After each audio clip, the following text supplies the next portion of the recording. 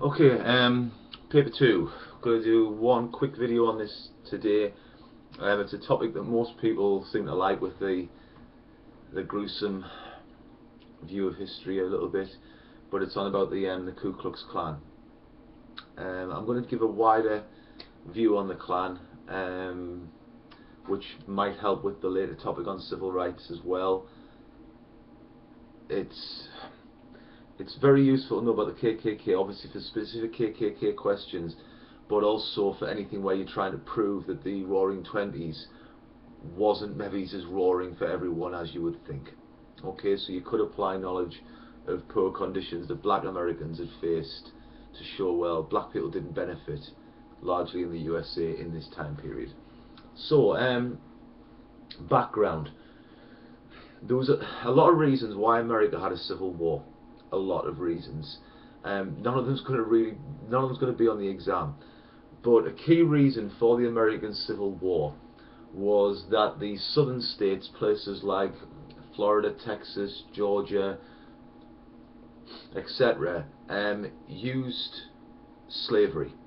Okay, they were built on slavery. Slavery was key for the production of cotton, tobacco, etc., and for keeping up the agricultural, the farming way of life that was powerful in the southern states of the USA. The northern states were built more on industry and factories and were modernizing like the rest of the world were. Okay, and America was becoming embarrassed by this issue of slavery. The South felt there was a jealousy and a resentment of their way of life from the North, because if you were rich in the South, off the back of slavery, you were basically living the life of a prince or princess, pretty much, if you were really rich, even though overall the South was a lot poorer than the North. The richer people in the South would have been probably more richer than the richer people in the North, and had a more luxurious lifestyle. So there was a lot of resentment there, and Abraham Lincoln was elected president. There would be a civil war for 4 years in America, and the outcome would be that slavery would be illegal across everywhere in the USA. The southern states would have to rejoin the United States, and without slavery. Now, the people, the southern states, were not just going to suddenly accept after this that slavery was gone, but former slaves were now their equal. There was a lot of resentment and a lot of anger in the South, and we see a lot of this manifest with the Jim Crow laws, right? So Jim Crow laws were brought in, and it was a way of keeping the black Americans in their place, so to speak, in the South, which was obviously very, very wrong. But you did see Jim Crow laws coming out, which would, you know, it could be things like not using the water fountains, same water fountains, separate blood banks, not allowed to go in the same parks, restaurants. It would go towards public transport rules, which we know about, was a big issue in the civil rights era. The Red Cross was segregated blood banks, separate schools, baseball stadia having different seats for black Americans to white, housing projects so you couldn't live in certain areas if you were black, jobs. It was endless, and it was a set of discriminatory rules to stop black Americans in the southern states enjoying the same rights and freedoms as their white counterparts. It was obviously disgusting. But also you had the Ku Klux Klan, the KKK. Sorry, I've still got cold. Alright? And the KKK started off as a fraternity group, a frat basically, which you see is sort of like these are still popular fraternities and sororities in American colleges and such now, and they're just social groups, social gatherings. And the KKK was founded as like a fraternity, college educated or highly educated southern white Americans, of which Nathan Bedford Forrest was one. And the term Ku Klux Klan came from kaiklos, which means, it's Greek, because there's a lot of Greek used in the naming of fraternities and sororities. It's Greek for circle, so it's like a union. Klan was added, spelt with a K, and the alliteration purposes of KKK, catchy, And the KKK was all about the idea of dead Confederate soldiers coming back as ghosts to haunt freed slaves.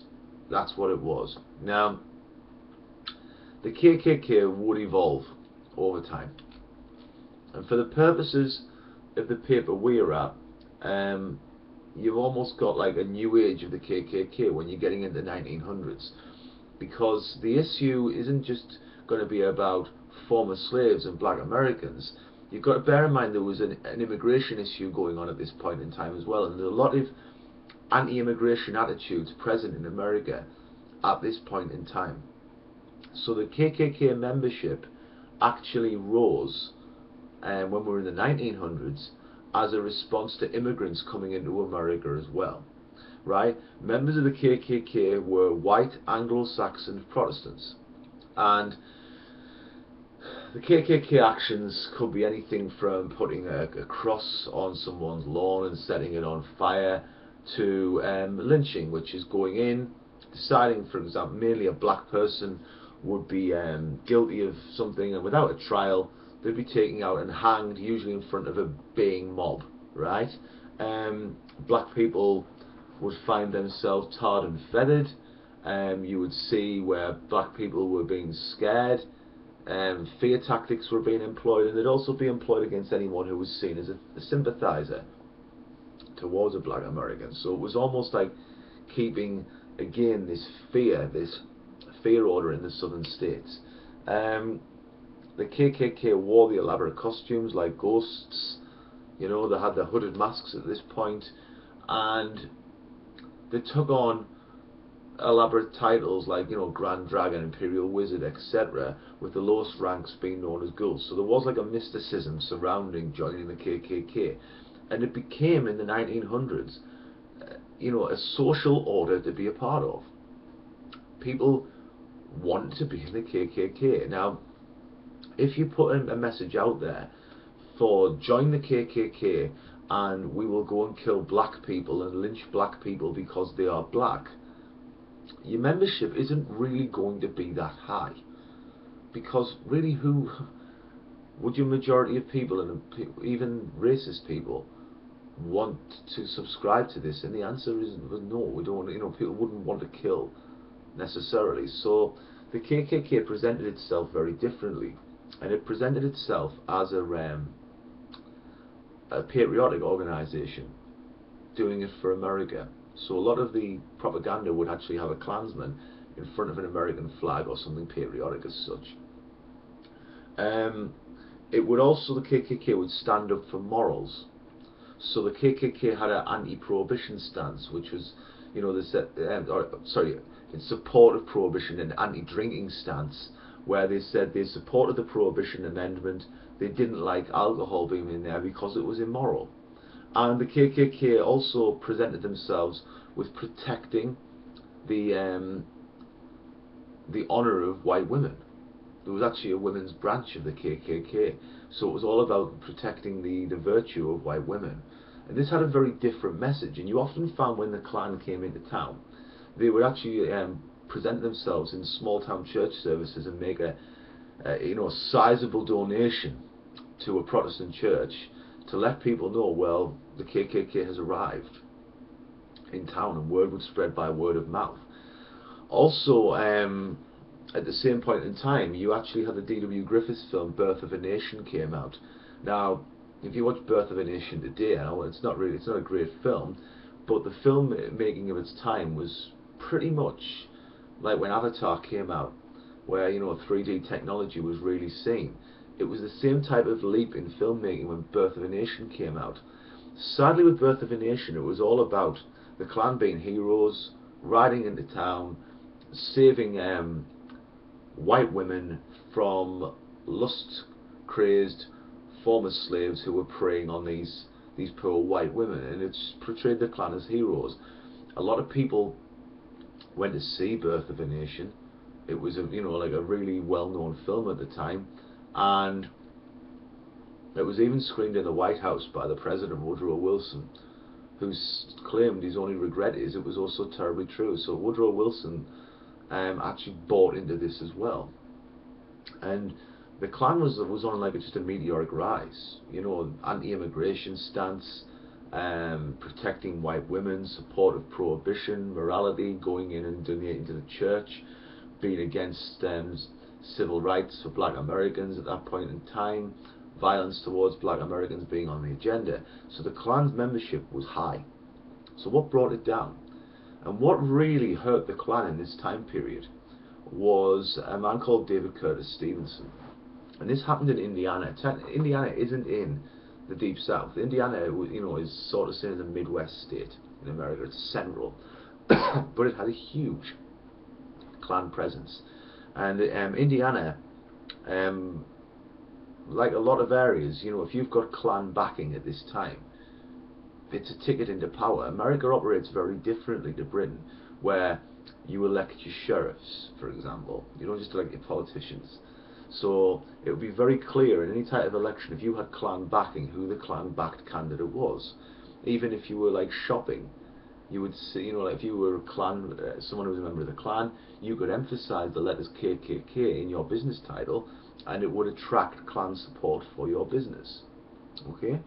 Now, in Indiana, David Curtis Stevenson had basically got a lot of people into positions of power with his backing, which guaranteed Klan support. And Stevenson,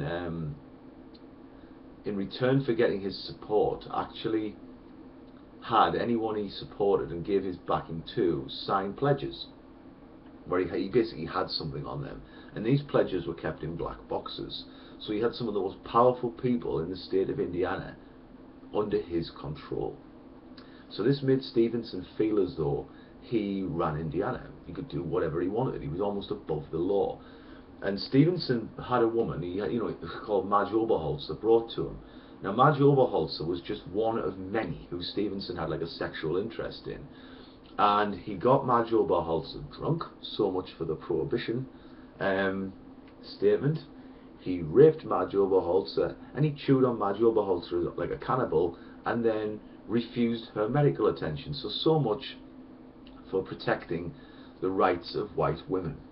Oberholzer said she was going to have the law on Stevenson, and Stevenson replied, "Apparently I am the law in Indiana." Now, Oberholzer did just that, and Stevenson was still confident that nothing would happen.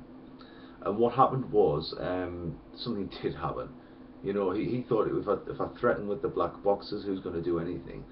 Stevenson was caught. He was put on trial, and the outcome was that Stevenson went down. But the real thing was that this gained a lot of negative publicity for the Klan, and it showed this message of protecting, white womanhood, protecting white women, and the anti-alcohol stance supporting prohibition has just gone out the window, and it was negative publicity that the Klan couldn't rebound from at this time period. So whereas it didn't kill the Klan, it reduced their membership heavily.